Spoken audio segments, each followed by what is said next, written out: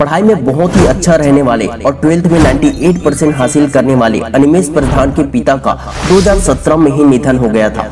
पिताजी के जाने का गम तो था, लेकिन माँ को भी संभालना था, इसलिए उसे संभालते हुए उसकी देखभाल करके उसका सपना भी पूरा करना था। माँ चाहती थी कि मेरा बेटा IAS बन जाए। अच्छे रैंक के कारण अनिमेष का एडमिशन NIT में हो गया। अनिमेष की माँ को भी टर्मिनल कैंसर जैसी गंभीर बीमारी ने जकड़ रखा था। 2022 में BTech की पढ़ाई के दौरान ही अनिमेष ने UPSC की तैयारी शुरू कर दी थी। अनिमेष चाहता था कि वो अपने माँ का सपना उसके रहते ही पूरा कर दे, लेकिन समय को कुछ और ही मंजूर था। अनिमेष का मेंस क्लियर होने के बाद ही माँ का देहांत हो गया और माँ अपने बेटे को IAS बनते नहीं देख पाई, लेकिन बेटे ने जी जान लगा दी थी अपने माँ के सपने को पूरा करने के लिए। इसलिए जिस एग्जाम को देश का सबसे कठिन एग्जाम कहा जाता है, उस एग्जाम को क्रैक करने के लिए हर रोज 6 से 7 घंटे की पढ़ाई करता था और साथ में BTech की भी पढ़ाई करता था। इसलिए UPSC एग्जाम को पहले ही अटेम्प्ट में अनिमेष ने दूसरे रैंक के साथ टॉप करके दिखा दिया। आज माँ जहाँ भी होगी, लेकिन माँ खुश होगी क्योंकि उसके बेटे ने वादा पूरा कर दिया और माँ का अधूरा सपना भी पूरा हो गया। अफसोस बस इसी बात का है कि अनिमेष प्रधान की इस खुशी के मौके पर न माँ साथ है न ही पिता। अधिकतर लोग अपनी जिंदगी में कितने सारे बहाने देते हैं ना, कभी चीजों का बहाना देते हैं तो कभी माता पिता को कोसते हैं कि उन्होंने हमारे लिए किया ही क्या है, जबकि लोग भूल ही जाते हैं कि माँ बाप न होते तो हमारा भी कोई अस्तित्व ही नहीं होता, क्योंकि हम भी दुनिया में न होते। अधिकतर लोग तो समय का बहाना ज्यादा देते हैं, सुविधाओं की कमी का बहाना देते हैं। अनिमेष ने न तो समय का बहाना दिया, न ही उसने फुल टाइम कोचिंग किया, ज्यादातर सेल्फ स्टडी ही किया।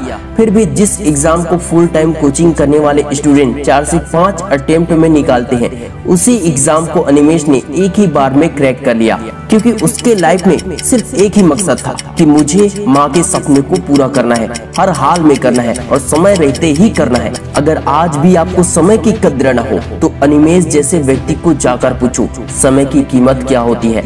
अगर आज भी माँ बाप के होने पर उसकी कद्र नहीं करते हो तो उनसे पूछो जिनके माँ बाप ही नहीं है, वो बताएंगे माँ बाप के ना होने की तकलीफ क्या होती है। दिमाग और स्वस्थ शरीर होने पर भी आप जिंदगी से निराश हैं तो उन्हें एक बार जाकर देखो जिनके शरीर में बीमारी है या जिनके हाथ पैर आंख कान ही नहीं है, जो बोल नहीं सकता या जो देख नहीं सकता या जो सुन ही नहीं सकता। शायद आपको अपनी जिंदगी पर एक ऐसी खुशी का एहसास होगा कि आप ईश्वर का धन्यवाद करोगे। जो खो गया उसे वापस नहीं ला सकते, लेकिन कम से कम उसकी तो कद्र करो जो अब भी आपके पास है। कम से कम अब भी समय है आपके पास, स्वस्थ मजबूत शरीर है आपके पास, जो कि हर किसी के पास नहीं होता दोस्त।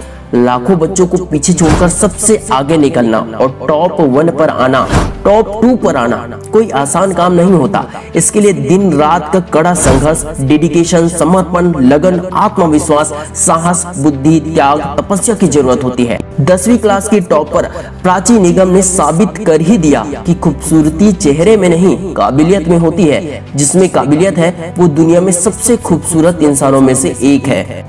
दुनिया में आपको हमेशा 2 तरह की सोच रखने वाले मिलेंगे। एक वो जो आपके आत्मविश्वास को बढ़ाने में मदद करेंगे, जो आपको सकारात्मक सोच के साथ सपोर्ट करेंगे, जो आपकी कमियों को भी ऐसे बताएंगे कि आप कमी को ही ताकत बना लेंगे।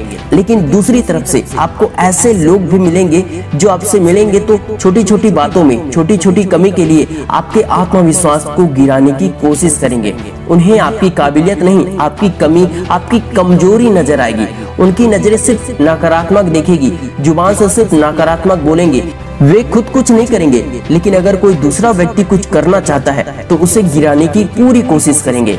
ऐसे लोगों को हमेशा इग्नोर ही करना चाहिए, क्योंकि सुंदरता भी किसी काम की नहीं आती अगर इंसान किसी काम का ही नहीं रह जाता।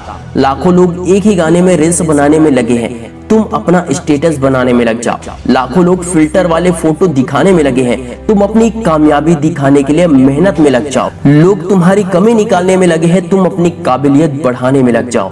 जो आज तुम पर हंसेंगे वही अपने भविष्य पर रोएंगे, क्योंकि कामयाबी हंसने से नहीं मेहनत से मिलती है। कठिन परिश्रम किया जाए तो सफलता अवश्य मिलती है। महाराष्ट्र के वसीम जिले के किसान के बेटे नीलकृष्ण गजरे यह बात साबित कर चुके हैं। नीलकृष्ण ने कड़ी मेहनत और लगन के बलबूते पर इंजीनियरिंग प्रवेश परीक्षा JEE मेन में पूरे भारत में टॉप रैंक हासिल किया।